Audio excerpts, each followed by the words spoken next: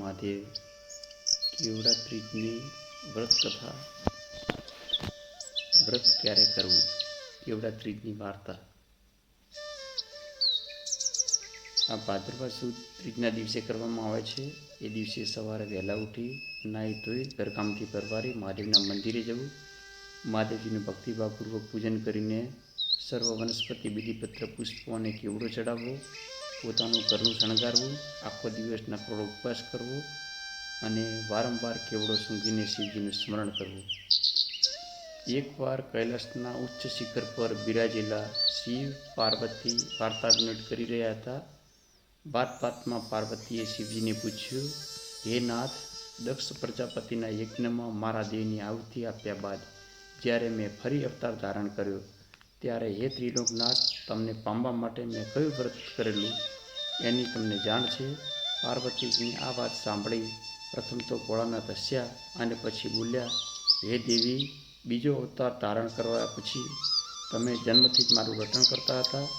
તમારા પિતાજી હિમાલય અને માતા મેનાની ના હોવા છતાં તમે મને પરણવાની હઠ લઈને બેઠા હતા.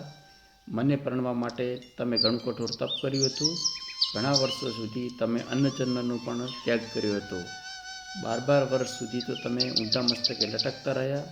મુસળધાર વરસાદમાં તમે ઉઘાડા પગે આકાશ નીચે ઘણો સમય રહ્યા. ઘણો વખત તો માત્ર પાંદડા ખાઈને જ વિતાવ્યો.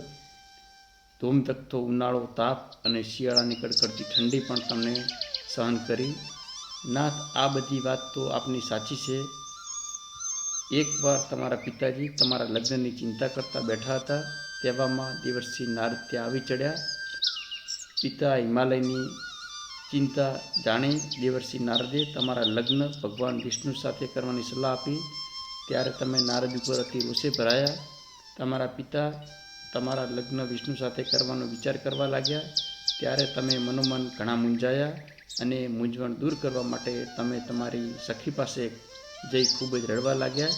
પછી રડતા રડતા કહેવા લાગ્યા, હે સખી, તું તો જાણે છે કે હું ભગવાન શંકરને શુદ્ધ મનથી કરી ચૂકી છું. મારા મા બાપને આ માટે મેં ખૂબ જ સમજાવ્યા, પણ તેઓ માનતા નથી અને તેઓ મારા લગ્ન ભગવાન વિષ્ણુ સાથે કરાવવાનું કહે છે. જો આમ થશે તો હું મારા દેહનો ત્યાગ કરીશ. તમારી સખીએ કહ્યું, બહેન, આપણાથી આવું ન થાય તો પછી હું શું કરું? ચાલ, આપણે બંને અહીંથી છાનામાના નાસી જઈએ.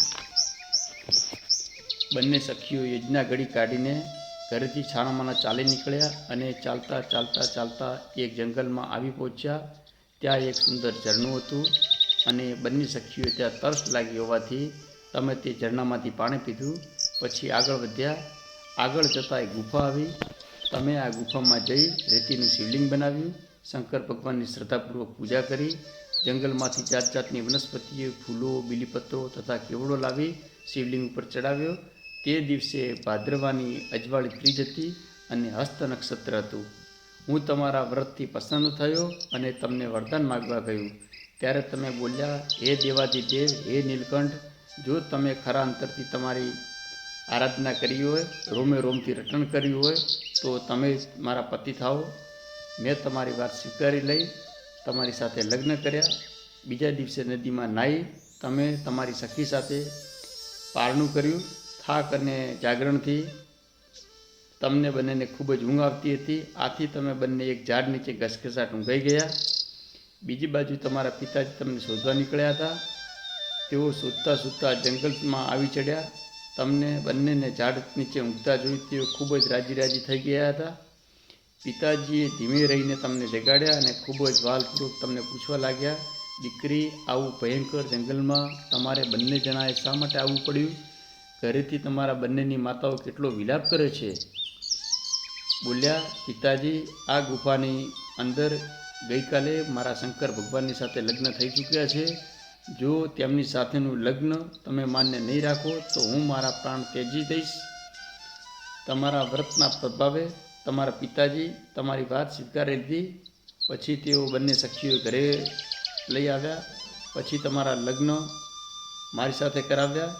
એ દેવી, મને બીલીપત્રો જ ખૂબ જ પસંદ છે. જગત આખું બીલીપત્રોથી મારી પૂજા કરે છે. મને કેવડો ચડતો નથી, છતાં આપે હરખમાં આવી મને ફૂલોની સાથે કેવડો ચડાવ્યો છે. એટલે મેં તેનો સ્વીકાર કર્યો અને તે પણ મારો પ્રિય બની ગયો છે.